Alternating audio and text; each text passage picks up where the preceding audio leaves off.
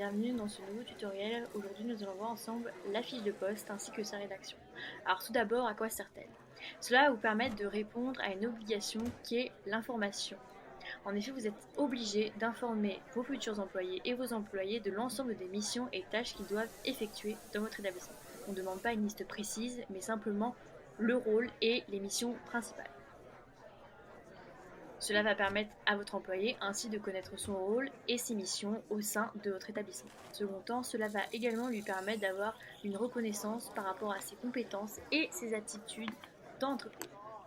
Pour vous, il va s'agir d'une aide dans l'identification des besoins à travers notamment une analyse des compétences nécessaires et donc une véritable aide pour le recrutement. Aujourd'hui, je vais vous présenter deux fiches de poste, donc une première assez classique et une deuxième beaucoup plus travaillée, notamment au niveau du visuel. Donc, dans un premier temps, on met toujours la nature du poste. Donc ici, il s'agit d'un poste de service avec notamment une maîtrise de la salle et une satisfaction du client. Ensuite, on met toujours une définition du rôle. Donc par exemple ici, c'est le chef de rang doit être l'acteur principal du service, etc. Puis vous devez également mettre les devoirs du serveur. Donc par exemple ici, c'est effectuer toutes les tâches confiées par ses supérieurs en fonction du temps imparti. J'ai choisi cette phrase en particulier car souvent on nous demande pourquoi il ne faut pas être plus précis dans les tâches. Cela va vous permettre juridiquement d'être protégé et ainsi empêcher vos employés de se cacher derrière une liste prédéfinie de tâches. Par la suite, vous allez ensuite développer l'ensemble des missions que va devoir effectuer votre employé au sein de l'établissement.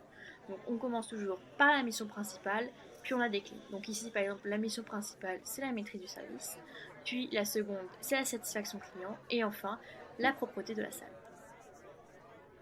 Lors de la rédaction de vos fiches de poste, il sera toujours très important de bien choisir vos mots. En effet, celle-ci doit être vraiment compréhensible et précise et développée. Et sans cela, cela restera équivoque et laissera votre employé dans le flou. Une fiche de poste encore plus intéressante serait comme ceci. En effet, elle est beaucoup plus visuelle et marquera tout de suite beaucoup plus vos employés. De même, l'insertion de couleurs mettra en avant les différentes missions. On décline en dessous de chaque grande mission l'ensemble des tâches inclus dedans. Par exemple, pour l'hygiène, il sera le garant des autocontrôles sur IPAC, le garant du respect des process et de la propreté, etc. Cela va vous permettre notamment de comprendre que votre futur chef devra savoir gérer IPAC, connaître les process et la propreté en cuisine.